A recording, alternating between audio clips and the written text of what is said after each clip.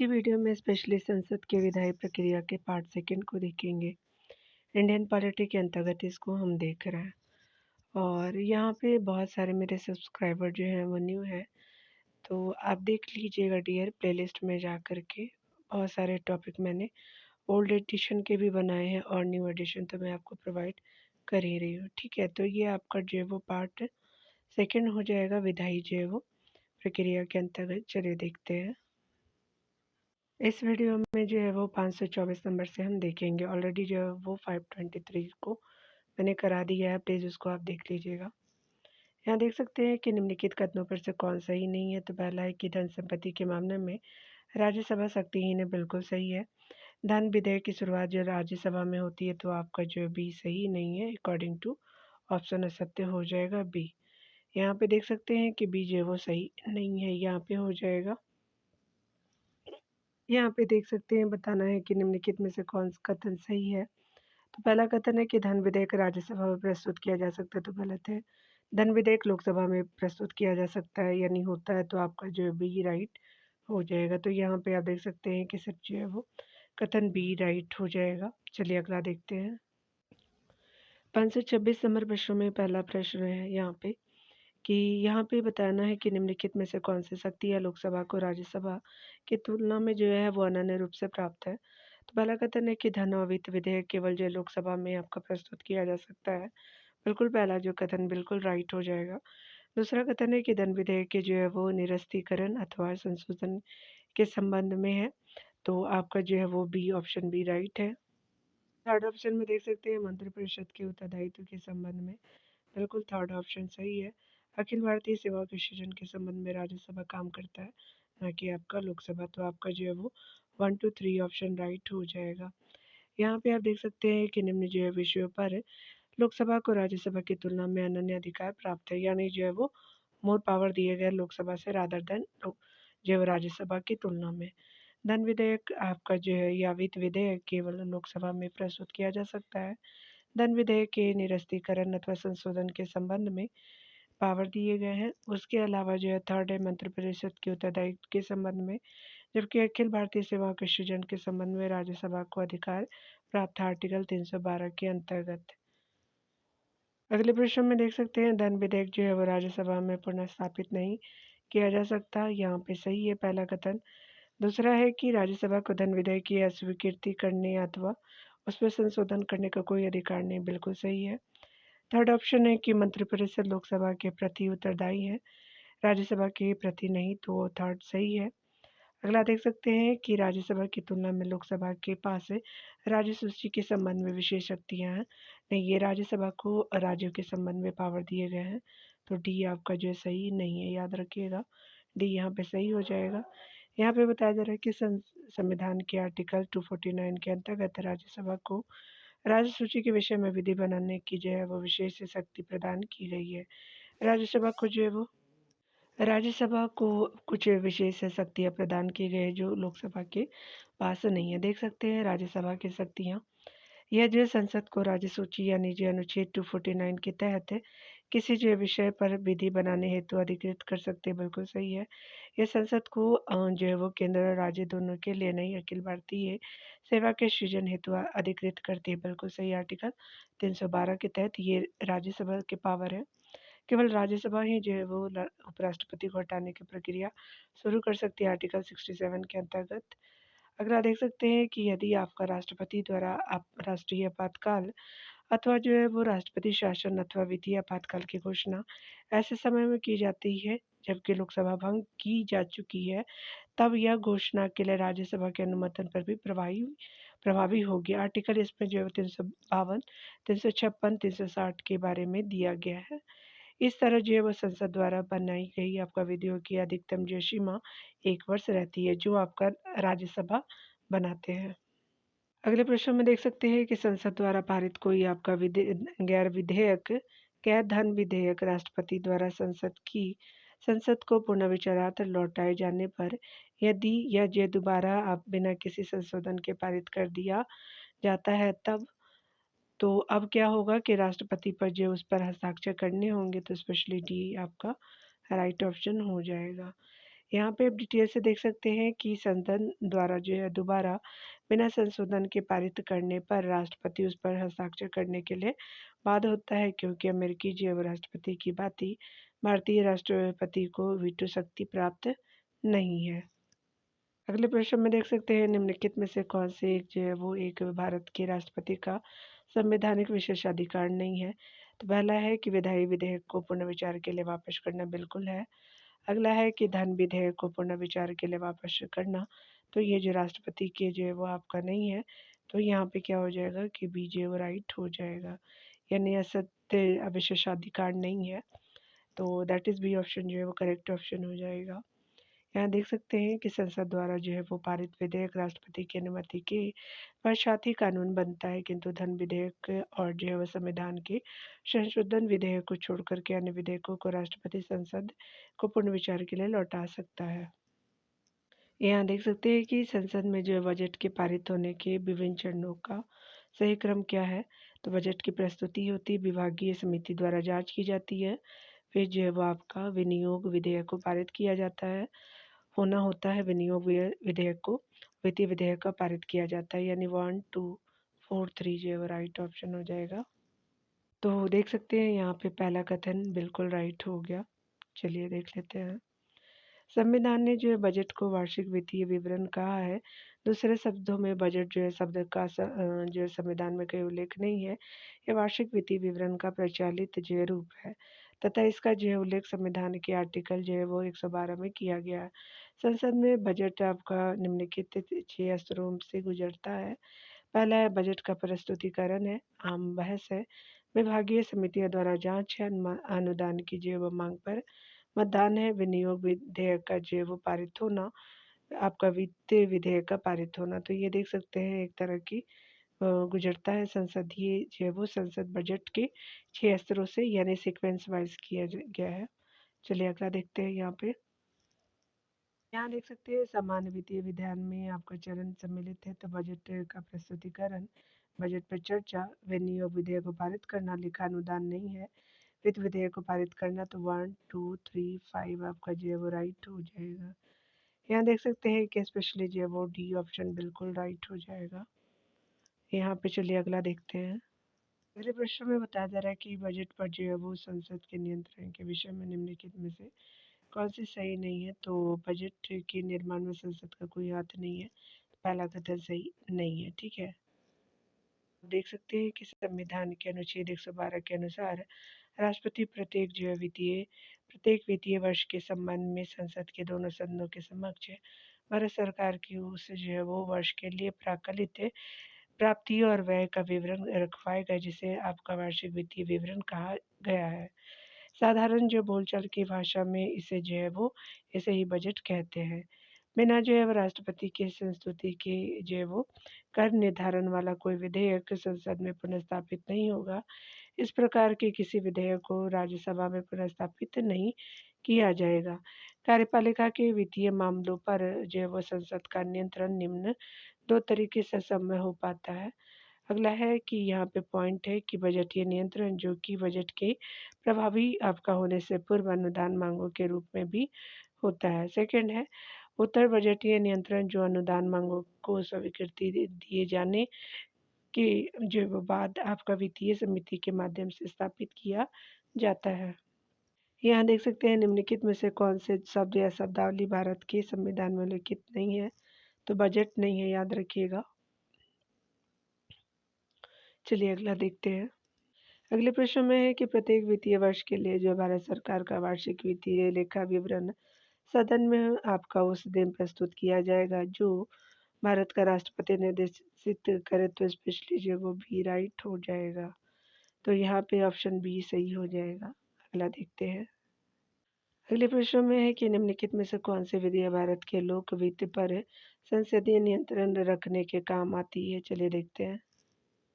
पहला है संसद के सम्मुख वार्षिक वित्तीय विवरण का प्रस्तुत किया जाना।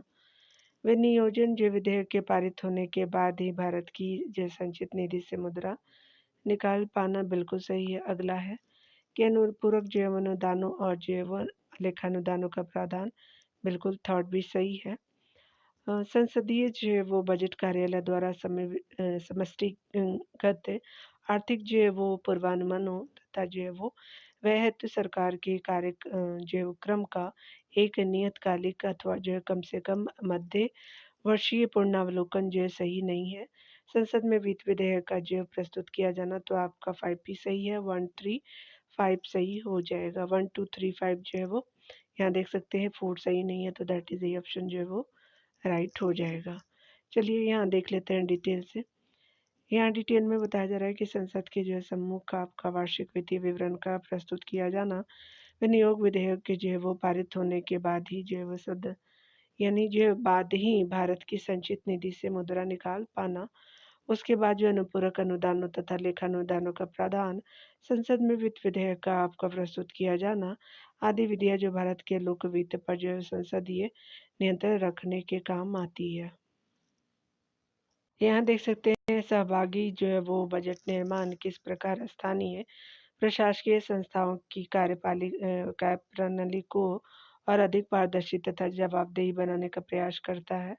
तो नागरिकों को लोग जो है वो लोक संसाधनों के वितरण पर चर्चा तथा वार्ता की अनुमति देकर के पहला सही है। दूसरा देख सकते हैं नागरिकों को जो है वो सीधे या जो है वो आपका निर्णय करने की अनुमति देकर कि संसाधनों को कैसे अथवा कहाँ व्यय किया जाए तो सेकंड भी सही है। अगला देख सकते हैं कि यहाँ पे है कि ऐतिहासिक रूप से अपवर्जित जो नागरिकों को महत्वपूर्ण निर्णय करने वाले स्थलों पर अभिगम की अनुमति दे करके तो थर्ड भी राइट हो जाएगा। तो यहाँ पे जो है वो आपका डी कथन राइट हो जाएगा। यहाँ देख सकते हैं सहभागी जो है बजट निर्माण नागरिकों को संसाधनों पर चर्चा की अनुमति, निर्णयों का अधिकार तथा अपवर्जित नागरिकों को निर्णय स्तर पर आने की अनुमति देकर के प्रशासकीय संस्था की कार्यप्रणाली को और अधिक पारदर्शी और जवाबदेही जो है बनाया जा सकता है। चलिए अगला देखते हैं डियर। भारत के जो है वो बजट में भारतीय बजट में कर जो है वो प्रस्ताव निम्नलिखित में से किसमें निहित होते हैं तो वित्तीय विधेयक में आपका होते हैं तो दैट इज बी ऑप्शन जो है राइट हो जाएगा।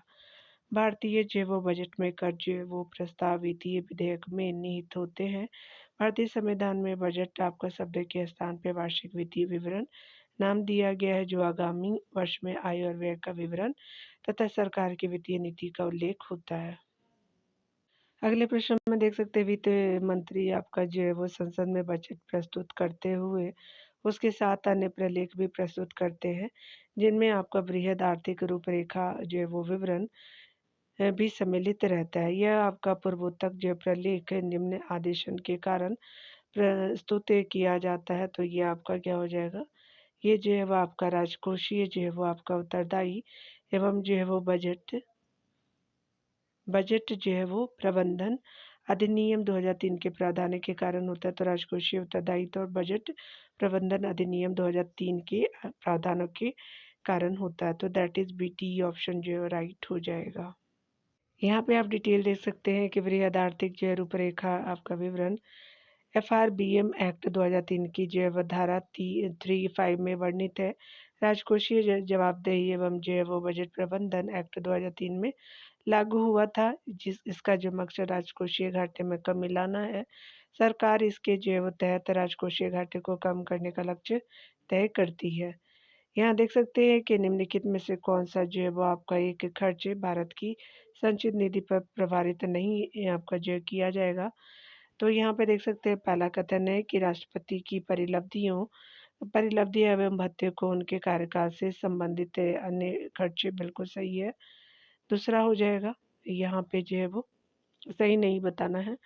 अगला है कि ऋण प्रभार जिनके द्वारा जो है भारत सरकार उत्तरदायी ब्याज और निक्षेप जो है वो आपका निधि प्रभार और शोधन प्रभार सहित है बिल्कुल सही है कथन। अगला देख सकते हैं कि कोई जो है वो आपका कोई राशि जो किसी आपका न्यायालय अथवा जो है वो मध्यस्थम अधिकरण के लिए के निर्णय यानी जो है वो कहने का मतलब कि कोई राशि को जो किसी न्यायालय अथवा जो है वो मध्यस्थम अधिकरण की जो है वो निर्णय डिक्री और अभिनिर्णय को संतुष्टि के लिए आवश्यक हो तो बिल्कुल सही है। थोड़े से जो है वो हिंदी बहुत टफ है। यहाँ देख सकते हैं यह जैव राशि जो प्राकृतिक आपदाओं में हुए खर्च को चुकाने के लिए आवश्यक है, तो ये आपका जो है वो डी सही नहीं है, तो डी यहाँ राइट हो जाएगा। यहाँ डिटेल से आप देख ले सकते हैं। भारत की जो है वो संचित निधि पर पर व्यय का जो है वर्णन आपका अनुच्छेद 112 के सब क्लॉज 3 में किया गया है। भारतीय व्यय में देख सकते हैं ये ऐसे व्यय होते हैं जो संवैधानिक पदों पर आसीन व्यक्तियों के जो है वो वेतन एवं भत्ते से संबंधित होते हैं, अथवा भत्ते जो आपका सरकार की साख को प्रभावित कर सकते हैं। जैसे आपका राष्ट्रपति की परिलब्धियां वेतन और भत्ते से संबंधित व्यय हो जाएगा। राज्यसभा के जो है वो सभापति, उपसभापति, लोकसभा अध्यक्ष और उपाध्यक्ष के वेतन और भत्ते। अगला है कि उच्चतम न्यायालय के जो है वो न्यायाधीश के वेतन और भत्ते, भारत के जो है वो नियंत्रक और आपका महालेखा परीक्षक के वेतन और भत्ते, लोक सेवा आयोग संघ लोक सेवा आयोग के अध्यक्ष सदनों के वेतन और भत्ते, उसके अलावा सर्वोच्च न्यायालय, यूपीएससी के कार्यालय आदि के सभी प्रशासनिक खर्चे, और आपका जो है वो भारत सरकार के दायित्व से संबंधित ऋण प्रभार यानी भार है, ये जो भारित व्यय है। उसके अलावा देख सकते हैं कि यहाँ पे कि उच्च न्यायालय के जो है वो न्यायाधीशों की पेंशन यानी वेतन नहीं, प्राकृतिक आपदाओं के लिए धनराशि आकस्मिक जो है निधि से ली जाती है, जिस पर जो है राष्ट्रपति का नियंत्रण होता है। अगले प्रश्न में देख सकते हैं निम्नलिखित में से कौन से एक व्यय जो है भारत की संचित निधि पर भारित नहीं है, तो पहला है कि भारत के जो है वो आपका मुख्य न्यायाधीश के वेतन भत्ते हैं, भारत के जो है वो नियंत्रक महालेखा परीक्षक के वेतन भत्ते भी है, और भारत के प्रधानमंत्री के वेतन भत्ते आपका नहीं है, तो सी सही नहीं है, याद रखिएगा। अगला देख सकते हैं संघ लोक सेवा आयोग के अध्यक्ष के वेतन और भत्ते हैं, लेकिन यहाँ पे सी सही नहीं है, हमसे असत्य ही पूछा गया था। यहाँ देख सकते हैं निम्नलिखित में से कौन से व्यय भारत की जो संचित निधि से भारित होंगे। पहला है कि राष्ट्रपति की परिलब्धि और जो भत्ते अथवा उनके जो पद से संबंधित अन्य व्यय, बिल्कुल सही है। दूसरा है कि प्रधानमंत्री की परिलब्धियां और जो भत्ते तथा उनके जो पद से संबंधित अन्य व्यय, ये सही नहीं है। दूसरा देख सकते हैं राज्यसभा के जो वो सभापति और उपसभापति के वेतन और भत्ते, बिल्कुल थर्ड भी सही है। लोकसभा के अध्यक्ष और उपाध्यक्ष के वेतन और भत्ते, तो यहाँ पे 1, 3 और 4 जो है राइट हो जाएगा। यहाँ देख सकते हैं कि यहाँ पे जो है वो सी सही आपका कथन हो जाएगा। देख सकते हैं यहाँ पे बताया जा रहा है कि भारत की संचित निधि से आपका निधि निकालने के लिए निम्नलिखित में से किसका अनुदान अनिवार्य है, तो भारत की जो है संसद की, तो बी सही हो जाएगा। यहाँ देख सकते हैं भारत की जो है वो संचित निधि से निधि निकालने के लिए भारत की संसद का अनुमोदन अनिवार्य है। व्यय के जो है वो विषय में संसद नियंत्रण की धुरी है भारत की संचित निधि, जिसमें जो है वो भारत सरकार को प्राप्त सभी राजस्व और उसके लिए उसके द्वारा आपका जो लिए गए सभी उधार जो है वो संदत्त किए जाएंगे। यहाँ पे देख सकते हैं स्पेशली जो है वो आपका आर्टिकल 266 के सब क्लॉज 3 के अनुसार भारत की जैव संचित निधि में से धनराशि विधि के अनुसार ही व्यय की जाएगी। चलिए अगला देखते हैं। भारत की जो वो संचित निधि से जो धन निर्गमन पर जो वो किसका नियंत्रण है, तो उपरोक्त में से किसी का नहीं, यानी कैग और भारत के जो वित्त मंत्री अधिकृत मंत्री, तो यहाँ पे जो डी सही हो जाएगा। चलिए अगला देख लेते हैं। अगले प्रश्न में है कि निम्नलिखित में से कौन से एक जो है वो नियमित बजट पारित होने के आपका लंबित रहने के दौरान आगामी वित्त के एक जो है भाग के लिए प्रकलित जो व्यय के बारे में लोकसभा जो है स्वीकृत आपका अग्रिम अनुदान है, तो ये स्पेशली क्या हो जाएगा, तो लेखा अनुदान हो जाएगा। यहाँ पे डी राइट हो जाएगा। डिटेल से आप देख सकते हैं बजट पारित करने की प्रक्रिया में आम बहस के बाद सदन 1 महीने के लिए स्थगित हो जाता है। इसलिए आने वाले 31 मार्च के बाद सरकार को खर्चों के लिए धन की व्यवस्था करना जरूरी होती है। इस संदर्भ में लोकसभा अपने स्थगन से पहले आगामी अप्रैल और मई महीने के लिए एक विधेयक पारित करती है, जिसमें प्राय साल भर के जो है वो खर्चों के अनुमान की 1/6 जो है बची राशि 2 महीने के व्यय के लिए आपको सरकार को दे दी जाती है। इसी को लेखानुदान कहा जाता है। देख सकते हैं लेखानुदान आपका संघ सरकार को आपका अनुमति प्रदान करता है निश्चित अवधि के लिए भारतीय संचित निधि से धन निकालने के लिए, तो यहाँ पे जो डी राइट हो जाएगा। यहाँ पे अगले प्रश्न में देख सकते हैं लेखानुदान बना है तो आपका बजट लंबित होने के कारण निधि आवंटन द्वारा, तो आपका जो सी राइट हो जाएगा। अगला देख सकते हैं यहाँ पे, संसद में जो है वो लेखा के लिए वोट आवश्यक होता है, तो आपका जो है वो यहाँ पे देख सकते हैं सी सही हो जाएगा। जब सामान्य बजट के समय सीमा के अंदर पारित होने की आशा नहीं होती है तो सी सही हो जाएगा। अगला देख सकते हैं यहाँ पे कि करों और सरकारी कामकाज के निर्वाह में हुई अन्य प्राप्तियों में संघीय सरकार को प्राप्त हुआ समूचा राजस्व जमा होता है तो भारत की संचित निधि में होता है, तो सी सही हो जाएगा। यहाँ देख सकते हैं भारत की संचित निधि अनुच्छेद में 266 की सब क्लॉज 1 में भारत सरकार को प्राप्त होने वाला समूचा राजस्व इसी में जमा होता है। संसद के द्वारा विनियोग अधिनियम या अनुपूरक अनुदान संबंधी अधिनियम पारित करने पर ही जो है इस निधि से धनराशि निकाली जा सकती है।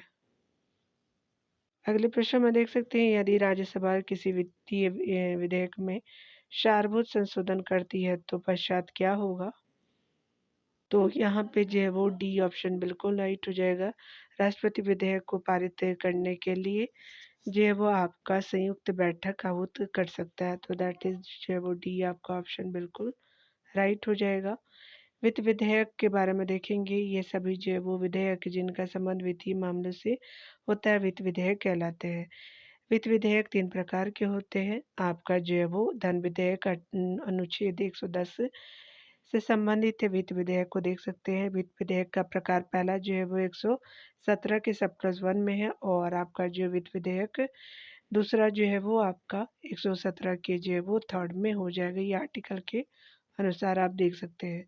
वित्त विधेयक जो है वो पहले प्रकार का अगर बात करें तो फाइनेंस बिल टाइप होते हैं। इसे राष्ट्रपति की सहमति के बाद जो लोकसभा में पेश किया जाता है। राज्यसभा को भी जो पर्याप्त शक्ति मिली है। साधारण विधेयक से संबंधित सारी जो शक्तियों का प्रयोग राज्यसभा को प्राप्त है, अर्थात वह इसमें जो है वो वित्तीय विधेयक जो है वो प्रकार 1 यानी संशोधन एवं खारिज भी कर सकती है। इस मामले में संयुक्त जो है वो आपका बैठक बुलाई जा सकती है। जब आपका विधेयक राष्ट्रपति को प्रस्तुत किया जाता है तो वह जो है वो या तो आपको विधेयक को अपनी स्वीकृति दे सकता है या उसे रोक सकता है, या जो है वो फिर पुनः विचार के लिए सदन को वापस कर सकता है। वित्त विधेयक का प्रकार सेकंड जो है वो साधारण विधेयक के समान सारी जो शक्तियाँ राज्यसभा को प्राप्त है, अर्थात राज्यसभा इस जो विधेयक में संशोधन भी कर सकती है एवं जो है वो इसे खारिज भी कर सकती है। गतिरोध की दशा में राष्ट्रपति द्वारा संयुक्त बैठक बुलाई जा सकती है। राष्ट्रपति के पास इस संदर्भ में 3 जो विकल्प उपलब्ध होते हैं। चलिए अगला देख सकते हैं। राज्य जो है वो सभा वित्त विधेयक को संशोधित कर सकती है, तो दैट इज बी जो राइट ऑप्शन हो जाएंगे। चलिए अगला देखते हैं।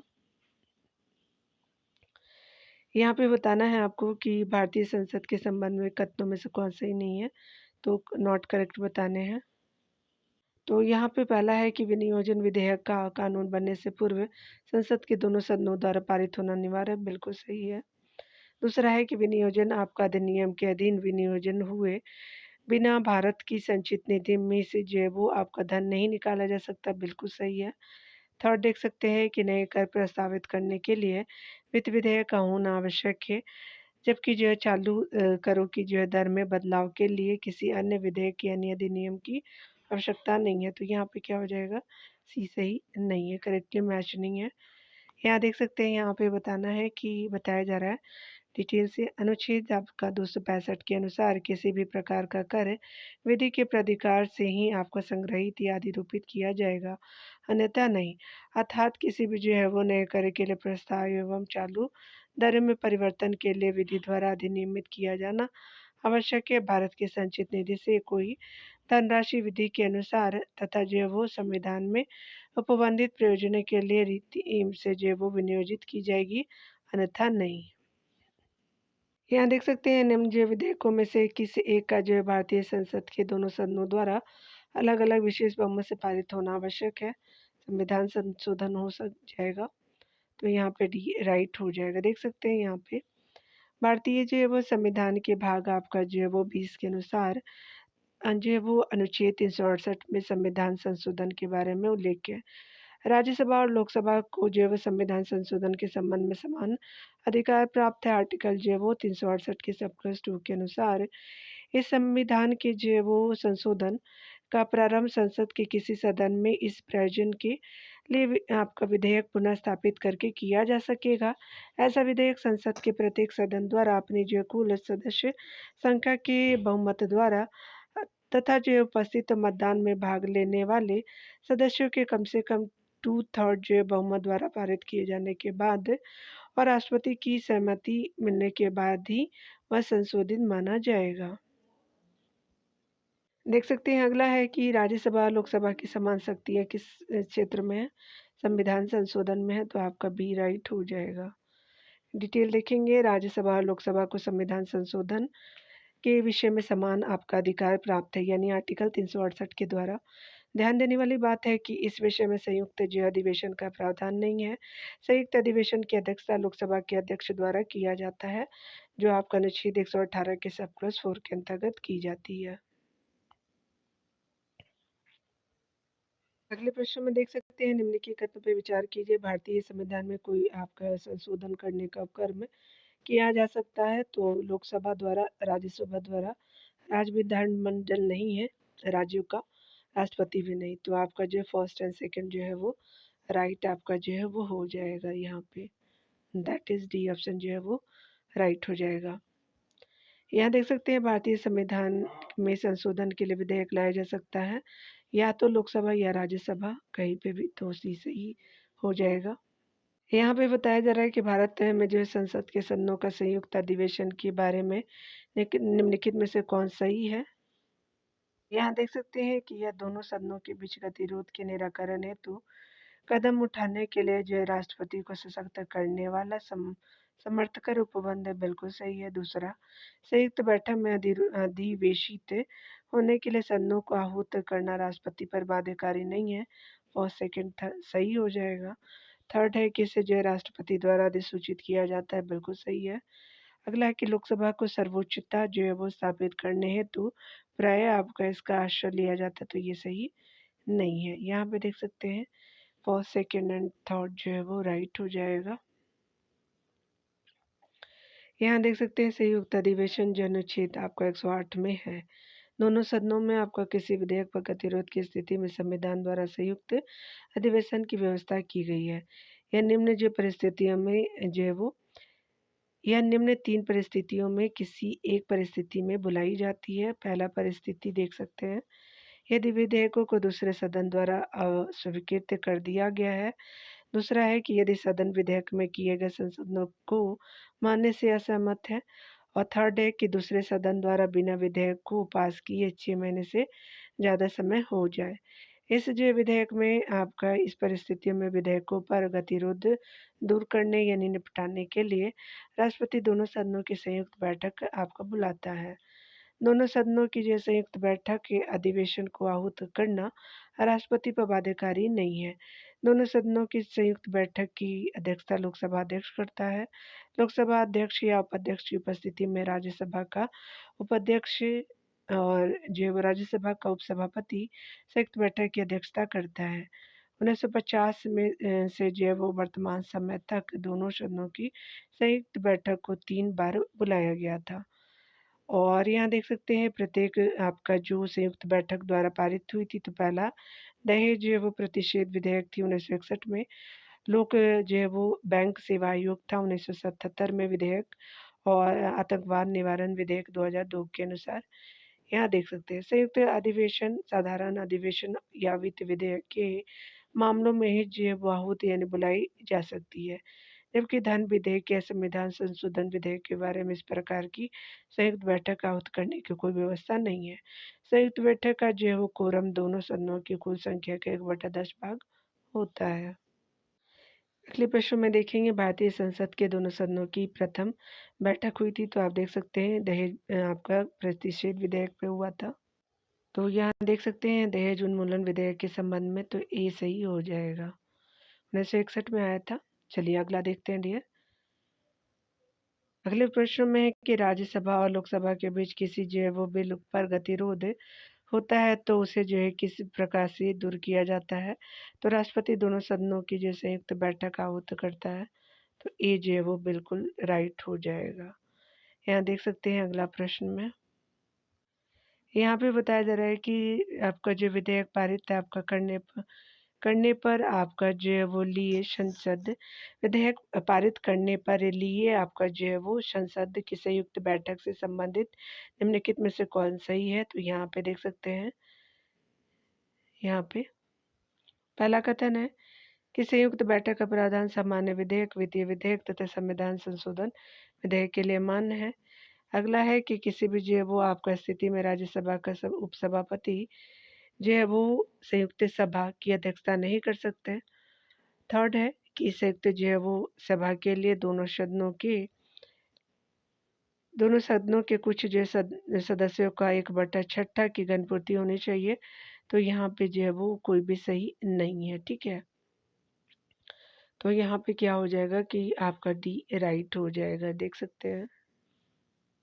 अगले प्रश्न में हमको बताना है कि निम्नलिखित विधेयकों में से किसी वकील ने पारित करने के लिए संसद के दोनों सदनों के बीच गतिरोध को सुलझाने हेतु संसद की जो एक संयुक्त बैठक की सहायता ली जाती है। धन विधेयक हो जाएगा, सही नहीं है। संवैधानिक संशोधन विधेयक सही नहीं है। साधारण विधेयक पे जो है वो संयुक्त बैठक होती है, तो थर्ड ही आपका सिर्फ राइट हो जाएगा, तो सी सही हो जाएगा। यहाँ देख सकते हैं अगले प्रश्न में बताया जा रहा है, तो यहाँ देख सकते हैं 561 से निम्नलिखित आपका स्थितियों में से किन में जो है वो संसद के दोनों सदनों की संयुक्त बैठक बुलाई जा सकती है? संविधान में संशोधन के लिए सही नहीं है। दूसरा है कि जब कोई आपका विधेयक एक आपका सदन द्वारा पारित किए जाने के बाद दूसरे में 6 महीने से अधिक से जो विचाराधीन पड़ा हो, सेकंड सही हो जाएगा। थर्ड है कि जब दोनों सदनों के बीच आपका विधेयक में किए जाने वाले संशोधनों को लेकर असहमति हो, थर्ड सही है। फोर्थ है कि जब किसी जो है वो आपका विधेयक को एक सदन ने पारित मगर दूसरे ने स्वीकृत किया हो, तो आपका थर्ड सही हो जाएगा। तो यहाँ पे 2, 3 और 4 राइट हो जाएगा, तो बी राइट हो जाएगा। यहाँ पे देख सकते हैं। अगले प्रश्न में है कि भारत की संसद के दोनों सदनों की संयुक्त बैठक किस लिए आयोजित की जाती है? तो उस विधेयक पर विचार करने तथा उसे जो पारित करने के लिए जिस पर जो दोनों सदनों में मतभेद हो, तो आपका डी जे राइट हो जाएगा। अगला देखेंगे, भारत में जो संयुक्त आपका संसदीय सत्रों की अध्यक्षता कौन करता है? तो आपका जो लोकसभा अध्यक्ष करते हैं, सी सही हो जाएगा। चलिए अगला देखते हैं यहाँ पे। अगले प्रश्न में देख सकते हैं कि लोकसभा और राज्यसभा के बीच गतिरोध की किसी स्थिति आपका किन परिस्थितियों में संसद की संयुक्त बैठक बुलाई जाती है? तो आपका साधारण विधि निर्माण को पारित करने की स्थिति में बिल्कुल सही है। धन विधेयक को पारित करने की स्थिति में नहीं। संविधान संशोधन को पारित करने की स्थिति में ये सही नहीं है, पहला सिर्फ राइट हो जाएगा। तो दैट इज वन जो है वो आपका ये ऑप्शन राइट हो जाएगा। अगला देख सकते हैं यहाँ पे है कि निम्नलिखित में से किन पर जो है वो आपसी मतभेदों का समाधान करने के लिए लोकसभा और राज्यसभा की संयुक्त बैठकें होती है? चलिए देखते हैं। तो ये जो है वो आपका 1959 में हुआ था। आपका जो है वो दहेज प्रतिषेध विधेयक पे 1900 आपका जो है वो 78 कहीं 77 भी यहाँ पे दिया हुआ था। चेकआउट कर लीजिएगा आप दोनों, ठीक है आप लोग। फर्स्ट एंड सेकंड सही। आतंकवाद निवारण विधेयक आपका जो है वो 2002 सही हो जाएगा। और यहाँ पे है भूमि अर्जन पुनर्वास और पुनर्स्थापन जो है वो स्थापन अधिनियम 2013 नहीं, ठीक है। फर्स्ट सेकंड थर्ड आपका राइट हो जाएगा, तो यहाँ पे सी सही हो जाएगा। चलिए अगला देखते हैं। अगले प्रश्न में है कि भारत में जो है वो संसद के दोनों सदनों की संयुक्त बैठक अनुच्छेद 108 में स्वीकृत है, पहला सही है। दूसरा है कि लोकसभा और राज्यसभा की संयुक्त बैठक वर्ष 1961 में हुई, बिल्कुल सही है।